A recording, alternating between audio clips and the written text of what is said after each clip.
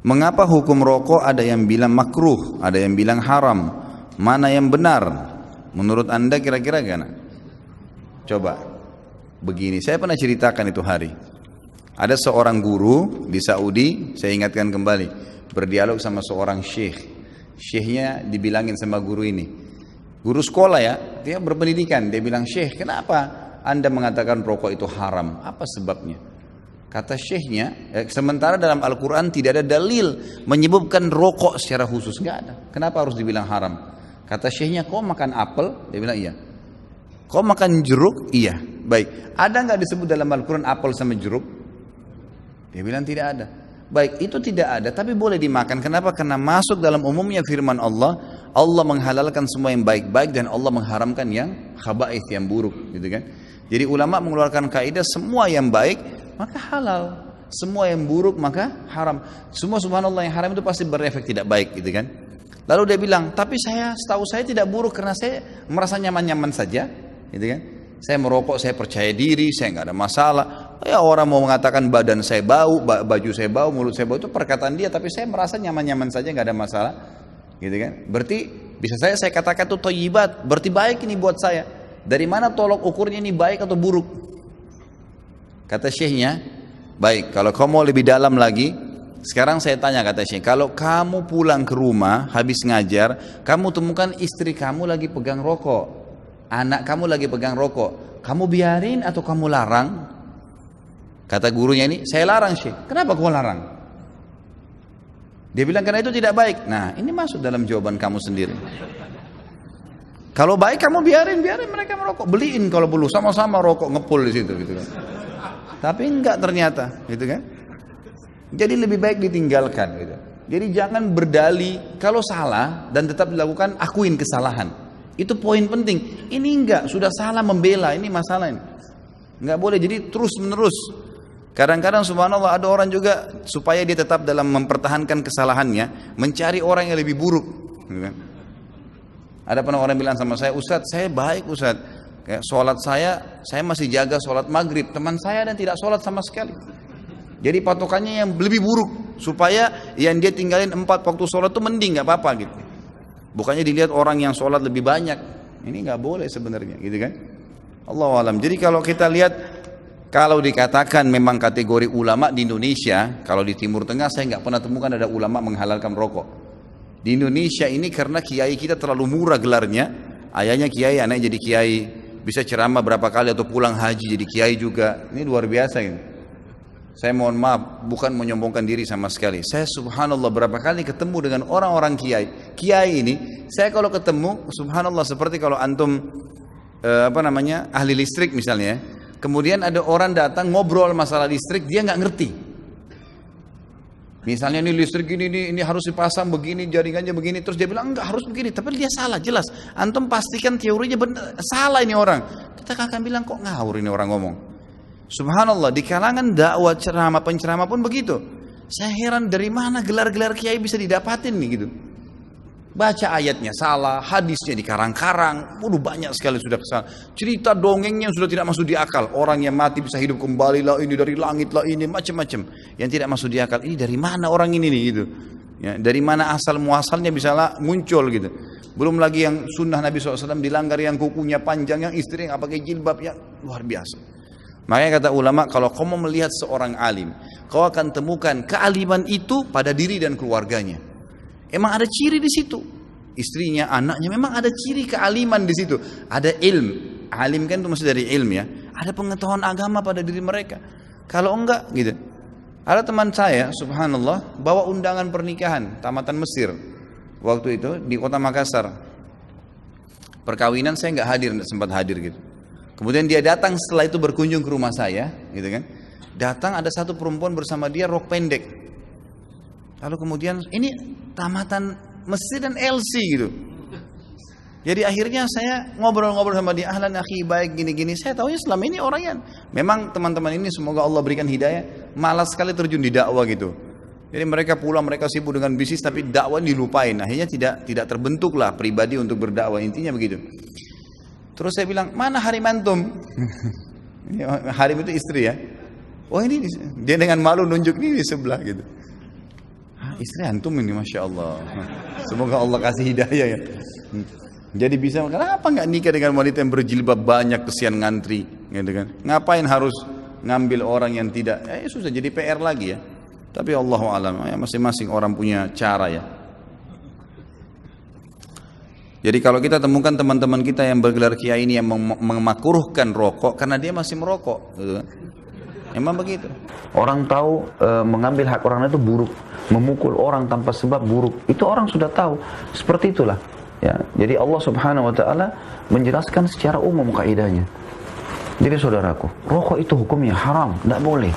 Gitu kan? Dan ini penyakit, ini bakteri. Apakah Anda pernah menemukan di dus rokok itu ada expirednya? Nggak ada. Kenapa? Karena racun memang nggak ada expirednya. Itu racun yang Anda masukkan ke dalam dada Anda. Belum cukupkah pemerintah memasangkan gambar yang jelas? Dan itu bukan direkayasa tentang orang yang rusak paru-parunya, tenggorokannya bagaimana. Anda masih bisa membeli? Belum cukupkah tulisan pemerintah mengatakan rokok bisa membunuh Anda?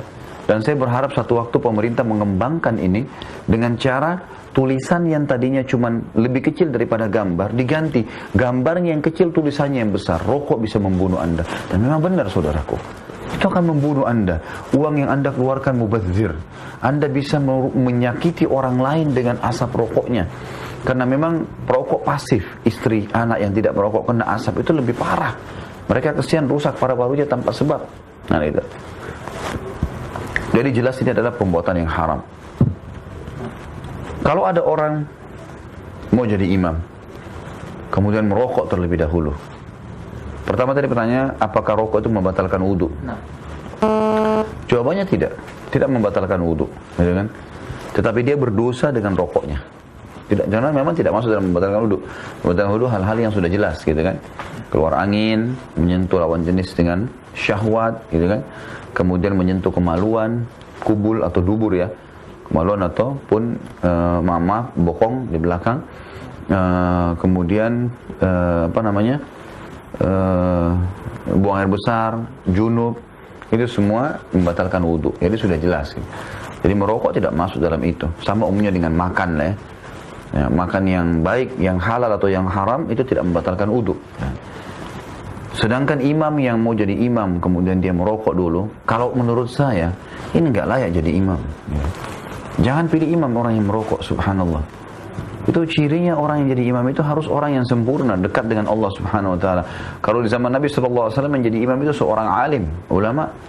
Selama Nabi sallallahu alaihi wasallam hidup tidak pernah digantikan jadi imam kecuali beliau tinggalkan Madinah atau pada saat beliau sakit keras. Abu Bakar jadi khalifah, beliau jadi imam karena beliau adalah ulamanya kaum muslimin. Tidak pernah digantikan kecuali beliau ada udzur syar'i, keluar dari kota Madinah atau memang beliau lagi sakit, gitu kan. Begitu juga dengan Umar, Utsman, Ali, dan memang sudah dikenal dalam buku-buku fikih Islam, syarat jadi imam itu ada, kriterianya ada. Nah, dia harus menjaga muru'ah. Muru'ah itu kehormatan agama. Artinya dia tidak melanggar agama. Muru'ah itu kehormatan. Seperti misal gini, kalau dalam ilmu hadis itu, kalau ada seorang perawi hadis, dia minum sambil berdiri misalnya, itu hukumnya makruh ya, hukumnya makruh. Tetapi sudah cukup ya, para ulama tidak menjadikan mereka sebagai imam sholat. Itu hanya perbuatan makruh yang jelas minum berdiri saja. Tapi ini subhanallah merokok, ini satu hal yang luar biasa. Kalau Anda bilang tidak ada imam lain, tetap didahulukan seseorang yang meninggalkan rokok itu. Kalaupun harus kita masuk di masjid sementara kita nggak tahu dia merokok atau tidak, maka ini masuk dalam bab hukum sholat di belakang majhul hal. Maksudnya orang yang tidak jelas statusnya. Kita nggak tahu orang ini apa pemahamannya. Lalu kita sholat niatnya berjamaah itu boleh. Tapi kalau kita tahu jelas perilaku dia sehari-hari maka tidak boleh. Cari tempat lain, ya, gitu. Masalah sahkah kalau dia jadi imam itu sah saja. Tapi dia berdosa dengan rokoknya. Ya.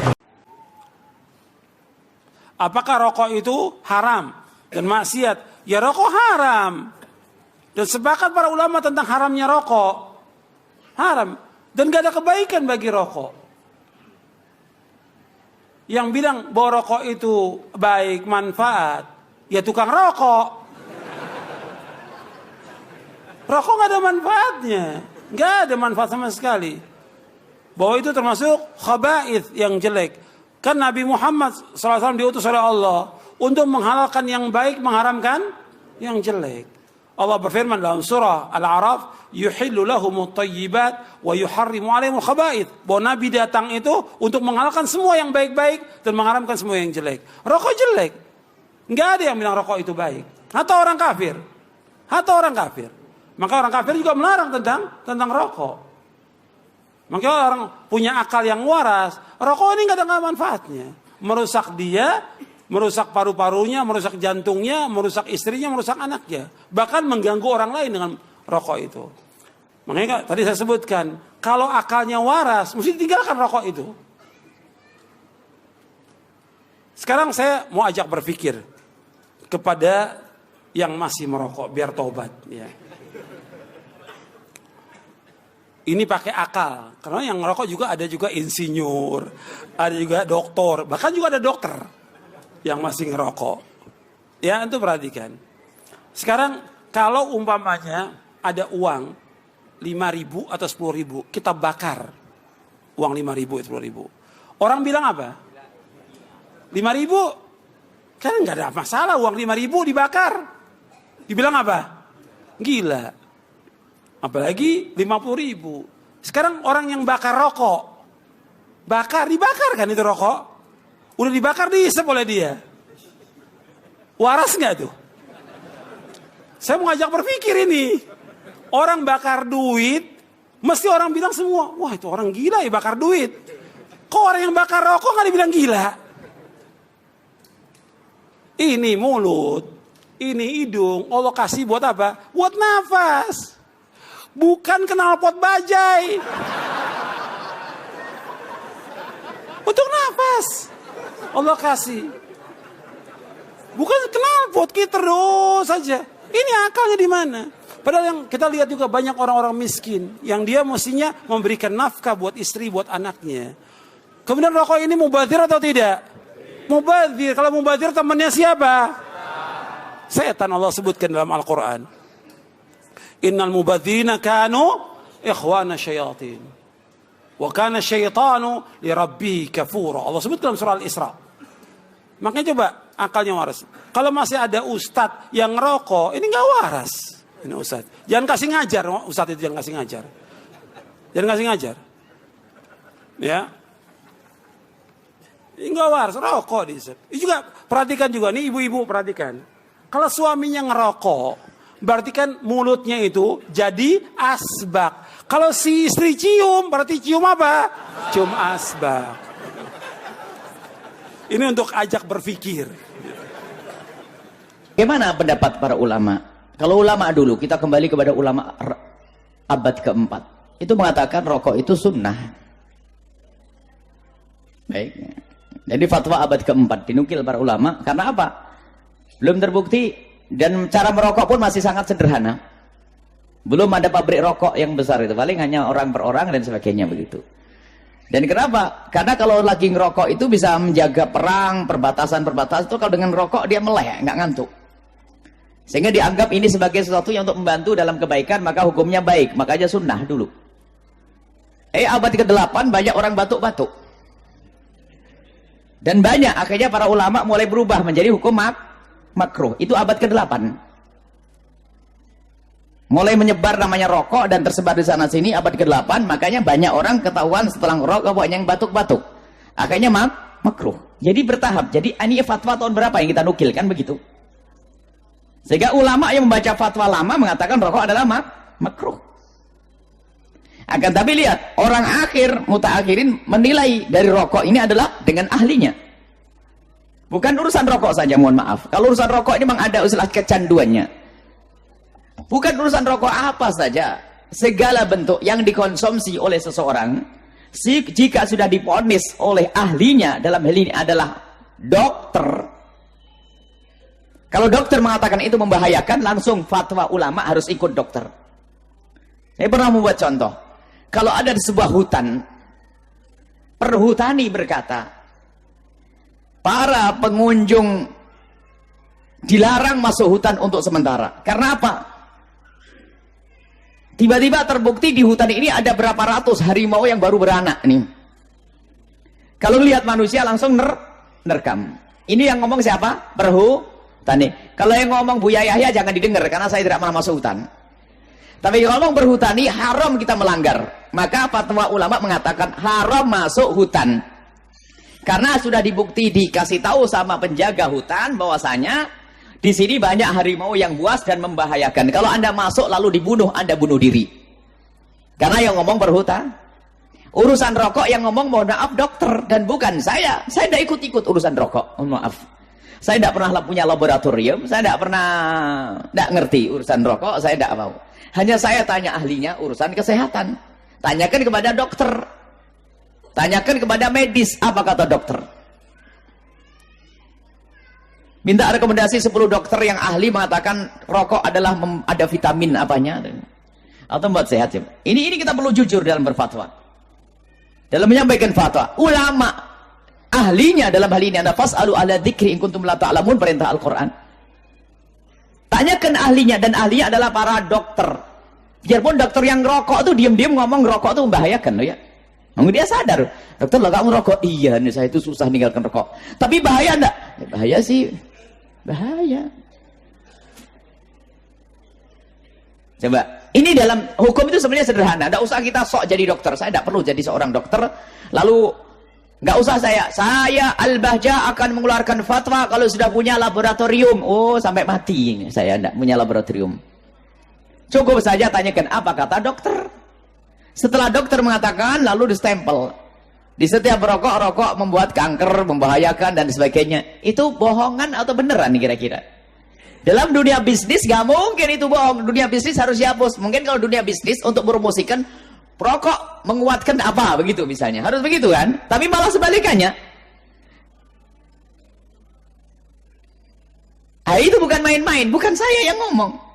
Oh, yang punya rokok pun juga ngomong kok, masa? Yang punya rokok tuh ngomong itu. Itu kan yang nulis yang ngomong rokok. Saya lebih patuh dengan yang ngomong rokok itu sama dokter selesai. Sehingga berdasarkan itu semua, maka segala sesuatu, jangan ngurus rokok. Kalau ngurus rokok pasti ada cemberutnya nanti. Segala sesuatu dari makanan atau apapun yang menurut dokter itu membahayakan, hukumnya haram. Segala sesuatu yang membahayakan, ini sudah ada. Kita perlu lagi bab insyaf. Biarpun ada seorang masih sering makan pecel beracun tadi, misalnya, saya tidak ngomong rokok lagi, rokok bahaya, ngomong sih nggak enak banget itu. Misalnya ada minuman beracun, minuman yang membahayakan. Kalaupun anda masih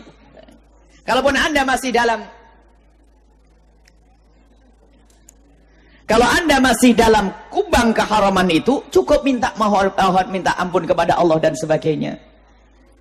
Selesai. Bertahan. Jangan membela lalu cari fatwa yang lainnya. Adapun bagaimana tentang fatwa ulama tentang kemakruhan rokok, itu juga fatwa yang tidak salah karena dinukil dari fatwa lama. Orang akhir zaman mengambil fatwa lama. Sebab dalam berfatwa sendiri ada bagiannya masing-masing. Dan kami yakin Imam Syafi'i kalau datang hari ini pun akan menggunakan dunia medis ini untuk mengontrol segala bentuk makanan. Halal haramnya. Kenapa? Laboratorium. Pasti beliau yang paling ahli dalam hal ini. Sebab beliau ada istilah namanya istiqra. Istiqra itu tanya ahlinya. Itu adalah satu manhaj di dalam fikih Syafi'i. Namanya istiqra. Kalau ingin mencetuskan hukum, jangan bertanya yang bukan ahlinya. Kalau urusan kesehatan, ya tanya dokter. Kalau urusan masalah kemasyarakatan, tanya pakar sosiologi. Jadi jangan tanya yang lainnya. Itu kan istiqra'nya Imam Syafi'i. Sehingga mengatakan bahasanya umumnya orang haid adalah 7 hari. Banyaknya adalah 15 hari. Paling pendek adalah 24 jam. Ini kan istiqra'nya Imam Syafi'i. Saya tidak akan melanggar Imam Syafi'i. Maka kalau ada fatwa yang mengatakan rokok itu adalah makruh, kami tidak bisa mengatakan bahasanya itu fatwa salah. Karena dinukil dari fatwa yang ada. Akan tapi saya hanya ngajak bicara. Yuk bicara dengan keinsyafan.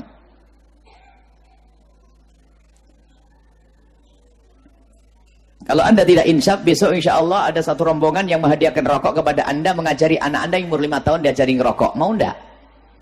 Enggak mau. Istri anda biar ngerokok semuanya. Putra-putri anda biar merokok semua. Mau atau tidak? Enggak mau. Perokok pun geleng kepala. Kita perlu ini yang kita bahas. Istafti qalbak, tanya hati kecilmu. Perlahan. berusaha untuk berubah perlahan. Dan alhamdulillah kita menemukan orang yang banyak berubah. Yang semula ngerokok dan sebagainya perlahan berubah. Harus kita ini insyaf, ini sadar. Dan bukan fatwa saya, makanya kalau ulama yang mengatakan rokok haram, dia juga punya dasar. Ulama yang mengatakan rokok adalah makruh, ada dasar. Ulama-ulama terdahulu. Tapi ayo kita belajar ilmu insyaf yang sesungguhnya. Apa sih hakikatnya rokok itu? Berbahaya atau tidak? Selesai. Nggak usah berhujah, katanya rokok memperpendek umur. Oh, itu mbah saya ngerokok umurnya 90 tahun. Mulai ada kesombongan. Cukuplah, oh iya begitu ya. Memang kata dokter membahayakan. Selesai. Dalam berhujah ini adalah musibah berat. Dan ingat, bagi yang sudah tidak merokok, ya jangan serta-merta mencaci maki orang yang masih merokok. Kemana-mana rokok haram, sampai sumpah akhirnya dipanggil Ustadz rokok. Gara-gara setiap majelis ngomong rokok haram. Saya punya salah satu orang yang saya kenal. Satu kampung itu ternyata apa? Anak orang yang saya kenal itu adalah Buya kenal dengan Ustadz ini. Oh iya, itu kawan saya. Oh itu Ustadz rokok. Loh kenapa? Setiap di majelis ngomong rokok haram, kayak tidak ada ceramah yang lain lagi. Jadi orang pada tersinggung. Rokok haram. Sehingga gara-gara sering ngomong rokok haram, dipanggil Ustadz rokok. Semuanya ada pada tempatnya. Dan saya minta maaf kepada yang masih merokok. Yang masih merokok di majelis ini saya doakan insya Allah sehat, seger, buger, dan cepat berhenti ngerokok enteng. Amin. Insyaf ini. Nggak usah pusing-pusing, nggak usah cemberut oleh kiri kanan. Tinggal insyaf insya Allah. Nggak usah pakai hitungan ekonomi. Wah kalau dihitung rokok nanti 3 tahun saja naik haji. Oh ini saya nggak ngerokok tetap fakir. Nggak usah urusan itu ini. Orang fakir nggak ada hubungannya dengan rokok dan tidak merokok. Biasanya ada berhujah, itu adalah kesombongan. Sudahlah, selesai. Bagaimana hukumnya merokok? Ada yang bilang makruh, ada yang bilang haram. Sebagai ahli hisab alias merokok, yang mana harus diakui? Tunjukkan pada saya manfaat dan rokok. Saya secara pribadi, terlepas dari yang lain mengatakan makruh, macam-macam dan sebagainya, saya secara pribadi mengatakan, kalau Anda yakin dengan yang saya sampaikan, saya mengatakan haram hukumnya merokok. Haram hukumnya. Haram itu tidak harus ada dalil langsung mengatakan ini haram. Ya, langsung disebut di Quran rokok haram. Tunjukkan pada saya misalnya. Ya, maaf, ada nggak di Quran menyebutkan dalil makan pecel lele? Apa hukumnya makan pecel lele? Boleh. Jus alpukat? Boleh. Jus melon? Boleh. Minum aqua? Boleh. Mana dalilnya? Dalilnya cuma dalil umum. Kulu min thayyibati ma razaqnakum, makan yang baik-baik. Ya ayuhan nas, kulu mimma fil ardi halal. Thayyibat yang halal yang baik itu yang dimakan. Maka sebaliknya yang jelek-jelek itu tak boleh dimakan. Yang buruk tak boleh dimakan, termasuk yang bisa, maaf, ada 1 menit lagi. Termasuk yang bisa mencelakai diri itu tidak boleh dilakukan. Tidak boleh dilakukan. La taqtuluna anfusakum. Jangan sampai bunuh diri sendiri. Saya mau tanya, merokok itu baik atau tidak? Cara gampangnya begini, bapak yang bilang ada manfaatnya merokok itu baik, coba pulang ke rumah, bagikan rokok pada anak-anak kita yang masih TK, pada istri dan sebagainya, minta merokok. Atau sebaliknya, saat bapak pulang dari sini, lihat anak bapak yang masih kelas 1 SD pegang rokok seperti ini, mana atau dia? Kenapa anak bapak sendiri merokok? Katanya baik, katanya ada manfaatnya. Kalau baik, katanya anak. Kalau dia yang paling masuk akal untuk menerangkan itu buruk, dibungkus rokoknya tulisan merokok membunuhmu. Saya tulis di sini ya sebagai penutup. Ada air, ada racunnya. Air, ada racun. Diminum nggak? Amat bodoh kalau ini. Si amat aja nggak bodoh, pasti ditinggalkan. Ini di rokok ada tulisan merokok membunuhmu. Pasti merokok juga berusaha. Maaf kalau kata-kata saya kurang berkenan, agak keras. Karena menurut saya ada sesuatu yang tidak tepat dalam cara berpikir.